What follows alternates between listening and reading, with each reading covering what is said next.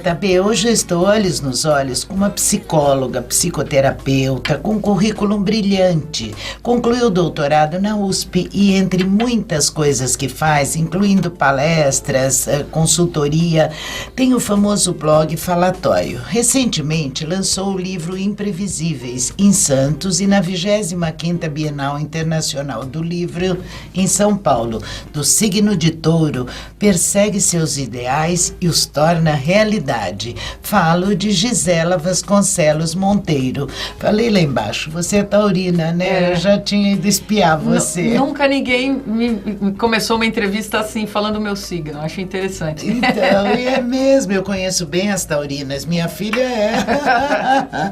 Prazer em te receber novamente. Há mais de um ano atrás você já esteve comigo. Sim, eu que agradeço, Gisela, o convite. Obrigada, querida. Da mesma forma.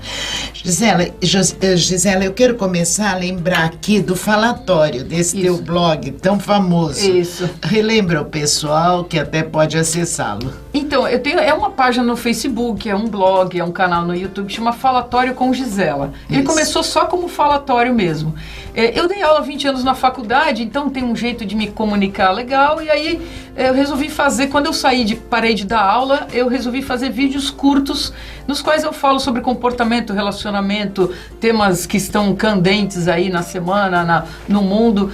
Porque o comportamento humano, cada vez mais, ele é assunto, né? Exatamente. Em jornais, em revistas, em bate-papos. Então, o veio do falatório é falar sobre esses assuntos de comportamento. É muito legal. Tem um que foi o palavrão, acho que foi um dos primeiros, ou o primeiro. Que sucesso foi aquele, por quê? Como é que você explica? Então, porque eu falo muito palavrão, obviamente, né? E mesmo dando aula há 20 anos, eu falo palavrão atendendo meus pacientes. Às vezes na entrevista, o primeiro contato, eu tenho uma vontade de falar e eu falo, se incomoda eu falar palavrão? Porque eu uso como um advérbio de intensidade, né? Eu não xingo ninguém, não agrido ninguém. Então, tanto tempo dando aula, nunca ninguém reclamou de mim, né? A professora, ela nos xinga e tal. E no ano que eu parei de dar aula, um aluno foi reclamar na coordenação. A professora fala muito palavrão em sala de aula. Aí eu achei um barato. E a coordenadora que falava tanto quanto eu, nós rimos da reclamação, né?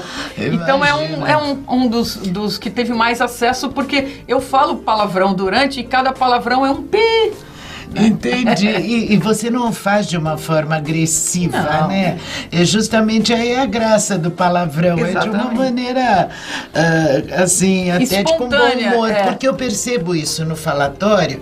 Você fala com muito bom humor tudo. Você é assim no dia a dia? Assim, eu sou assim.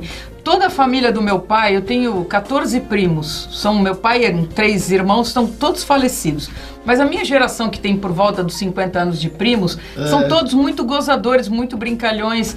E eu cresci nesse ambiente de gozação, de brincadeira. Então, a minha aula é assim, o meu jeito, mesmo no consultório, é da minha natureza. Às vezes, a gente vai ficando mais velha, a gente perde um pouco o freio, né? Então, às vezes eu tenho que me conter, porque eu tenho vontade de soltar umas piadinhas e às vezes são inadequadas. Então. Mas olha, eu vou dizer uma coisa pra você, Gisela, você provoca muitas reflexões, você não dá conclusão, né? Você é provocativa também. Isso faz parte também do seu dia a dia? Faz parte, porque acho que a função da gente como psicoterapeuta não é dar respostas, né? É ajudar a pensar. Então, o que pode servir para você pode não servir para mim e vice-versa. Acho isso tão interessante. Né? Então, eu dizer para você, faça isso, separe-se, permaneça casada, mude de emprego, fique no emprego, é a sua vida. Eu acho. Então, o meu intuito sempre é a gente ajudar a pensar as questões, né? Eu acho super interessante na sua profissão. Vamos falar do seu livro? Vamos. Imprevisíveis, está aqui. É o seu primeiro livro de ficção. Isso. Por que ficção agora? Então, eu já tinha escrito um capítulo de psicologia num outro livro, numa coletânea. Então, é meu primeiro livro sozinha. Eu ia escrever um livro de psicologia falando das relações dos pais com os filhos. E aí eu gosto muito de ser pedagógica, assim, didática, de dar exemplo de situações das vidas das pessoas. Sim. Mas aí, como eu conheço muita gente, tenho muitos pacientes e tal, eu fiquei preocupada em mostrar, denunciar situações e pessoas.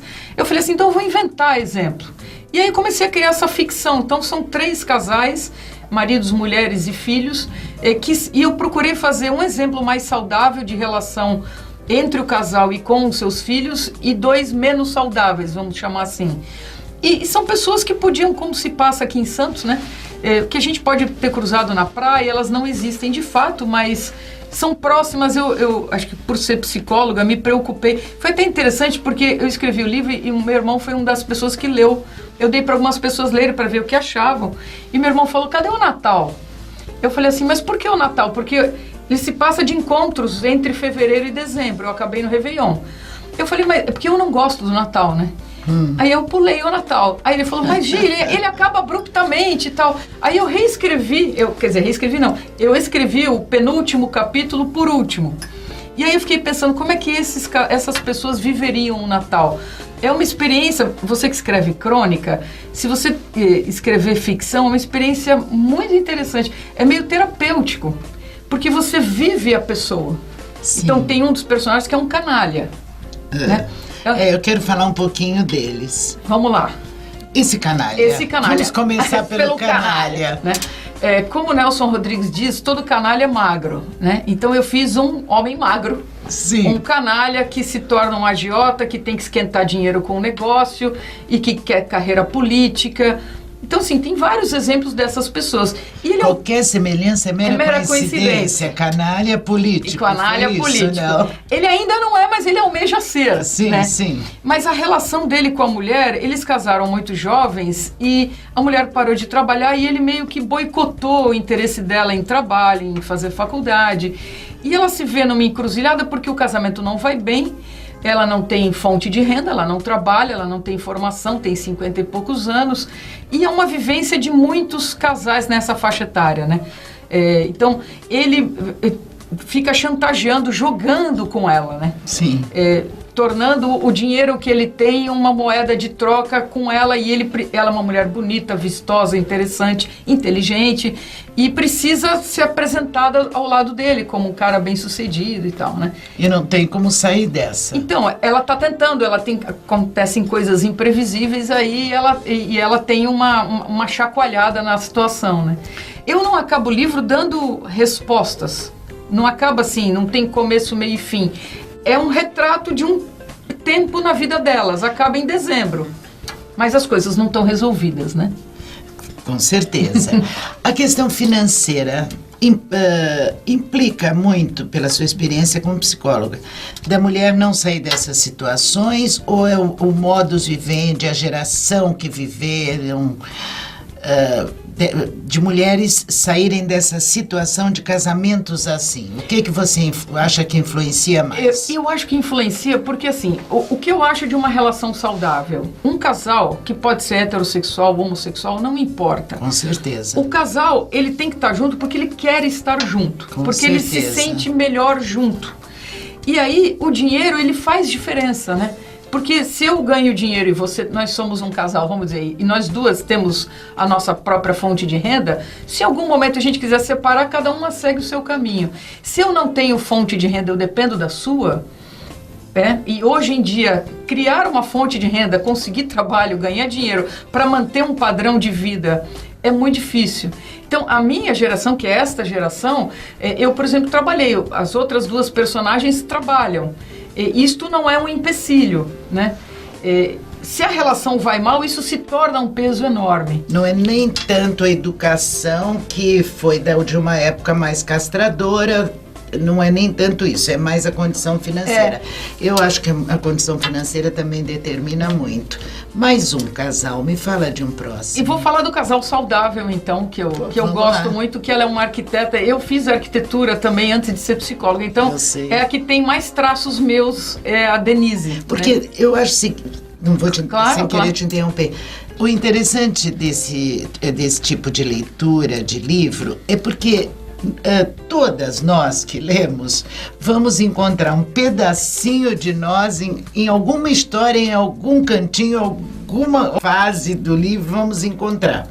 Eu acho isso muito bacana nesse tipo de leitura. É nesse sentido que ele pode funcionar não como um livro de psicologia que explica coisas, mas com os personagens que você se identifica. Claro, então, assim, você vai falar da arquiteta onde você mesma se enxerga. Sim. O que eu faria? Ela tem a primeira filha e durante o parto ela tem aquele problema que o útero não contrai e ela tem que fazer uma histerectomia, ela não pode ter mais filhos. Nesse momento ela procura ajuda psicológica e aí ela tem uma terapeuta. É a única que faz terapia e tem trechos de sessão de terapia. Tá. E a terapeuta dela também foi inspirada, obviamente, na minha terapeuta, Entende? Tem coisas da gente.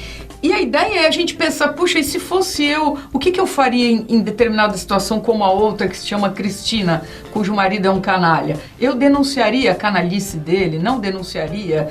Que estratégias eu usaria para sair desse casamento? Eu me manteria casada com ele? Acho que os livros de ficção, eles têm essa possibilidade de reflexão quando eles são bem construídos, né? Tem aquele livro do Milton Ratum, Dois Irmãos, que virou um seriado, é um tratado de psicanálise. É verdade. Aquilo é um tratado, e ele é um ficcionista, ele não é um... É verdade, né? Eu não tinha pensado nisso. Agora, por exemplo, você não pode contar nenhuma atitude imprevisível que essa arquiteta tenha tomado? Posso contar. O casal, ela e o marido Gerson, ele é um professor de escola, idealista, de esquerda e tal. E eles se conheceram muito jovens, foram os primeiros namorados um do outro. E todo mundo na cidade, eles são exemplo de casal, de casamento que deu certo, como são felizes e tal. E ela, por conta do próprio processo de terapia, vai revelar alguma coisa no mês de julho que quebra um pouco esse estereótipo de perfeição. Né? Então ela revela um segredo da vida dela para o marido e aí aquilo dá uma grande balançada na relação. Ela conta que ela teve um caso de fato, que ele não foi o primeiro homem. Sim. Ela, quando estava noiva, eles tiveram uma briga, ela estava num congresso de arquitetura e ela saiu com um cara e teve uma relação. E aí, ela, quando conta para ele, ele fica chocado. Não pela traição em si, mas pela quebra da confiança. Por que ela manteve isto como um segredo por tantos anos? É óbvio que o cara, naquele momento, não significou nada, mas ele se sentiu com a confiança traída, que eu acho que é das coisas mais graves, né? Nós vamos falar disso. E ele contou o quê? Ele contou que eles tinham uma reserva de dinheiro para a filha fazer faculdade e ele usou o dinheiro para financiar o partido. Tá, então vamos lá. O que representa a confiança para você e, em seguida, a fidelidade? Eu acho que a confiança é o alicerce das relações. Relações amorosas, afetivas e de amizade, fraternas também. Exatamente. Né? Então, eu acho que pode ser, eu não acho que todo mundo tenha que contar tudo para o outro. Mas se tem alguma coisa que é muito importante na nossa relação, que quebraria a sua confiança e eu não contar, né? Então, quando pais que vigiam filhos, que escondem isso, e ficam secretamente vigiando clonando o celular, esse tipo de coisa, quando o filho descobre, é muito danoso, né? É muito danoso para a relação. E fidelidade, como então, você vê? Eu vejo assim, se a gente for falar... Nesse livro você também fala Trato disso. Se a gente for falar nas relações amorosas, ela é um pressuposto, principalmente na nossa geração. Eu não conheço quem combine com o marido ou com a mulher, fala assim, nós não vamos trair um ao outro. Isso está pressuposto. Agora, nas novas gerações, isso não é pressuposto. A gente está tendo novas formas, né? Com amor, relações abertas, com relações a três, que são experiências que estão sendo feitas. E a fidelidade, ela é uma construção social, esta ideia de que a gente tem e só consegue amar um por vez, que nós somos monogâmicos, a sexualidade é uma coisa, a relação amorosa é outra. Então, acho é um tema extremamente complicado e uma situação de relações muito extensas. É muito difícil que isso seja mantido, né? E por conta desse sacrifício, as gerações mais novas estão abrindo mão, né? É verdade. E falando em gerações mais novas, de um ponto ao outro, me ocorreu agora. Por que, na sua opinião, uma leva tão grande, olha, de um ponto ao outro mesmo, de suicídios de pessoas jovens, 40 anos ou menos até? Como você está vendo isso? Então, se a gente for comparar com as taxas mundiais, o Brasil não aumentou, não está fora da curva. Só que ele está aumentando nessas gerações, né? De 19 a 25 até 30, 40 anos.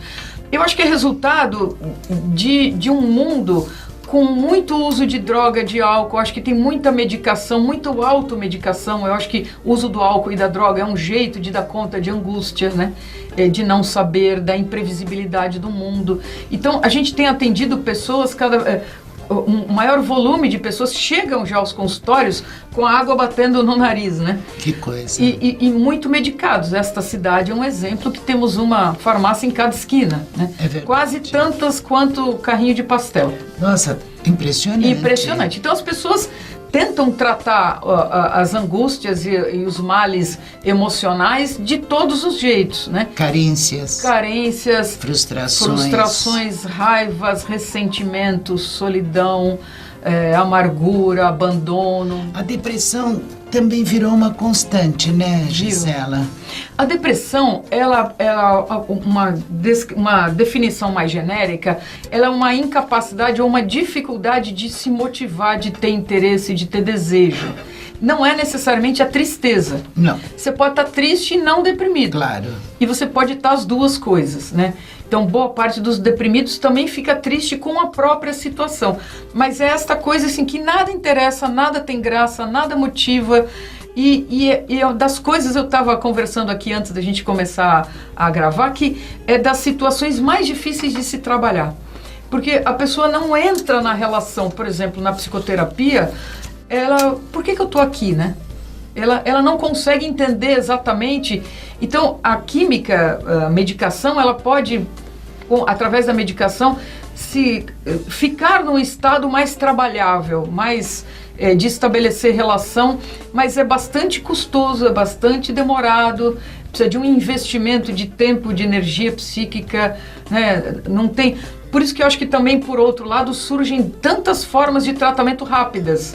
E que não se enganem, né? Isso. Não existe jeito de a gente curar, de tratar nada sério rápido. É verdade. Não tem jeito. E o fator querer, né? Da pessoa querer, não é muito importante? É muito importante.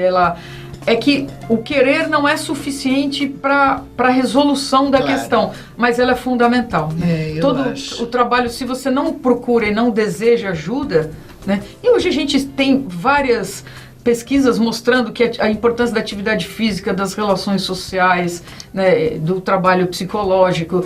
Então, a medicação, se ela não for associada a um outro processo, você vai ficar a vida inteira tomando antidepressivo. Pelo amor de Deus, né? Você é ótima. Agradeço demais a tua presença. Agradeço. Chegamos no finalzinho do nosso tempo. Qual é a palavra que conduz a sua vida, Gisela? Eu acho que é justamente interesse. Eu adoro novidade, interesse, eu adoro. Que bom. Continua assim. Deixa no ar pra gente onde o seu livro pode ser encontrado, Gisela. Deixa. Ele pode ser encontrado aqui em Santos, na Livraria Realejo, que é na Marechal Deodoro, número 2. E quem quiser, quem não for de Santos, quiser comprar no site da editora alprint.com.br, ele pode ser enviado para todo lugar. Obrigada por ter vindo mais uma vez. Eu que agradeço, Tudo claro, de você bom. é muito gentil. Obrigada, querida. Você também, sucesso. Obrigada. JB, eu acabo de conversar com essa psicóloga incrível, escritora. Ela não gosta de dizer que é arquiteta, mas também fez a arquitetura, professora Gisela Vasconcelos Monteiro. Para você e para todos que ficaram conosco até agora, um beijo e até o próximo programa.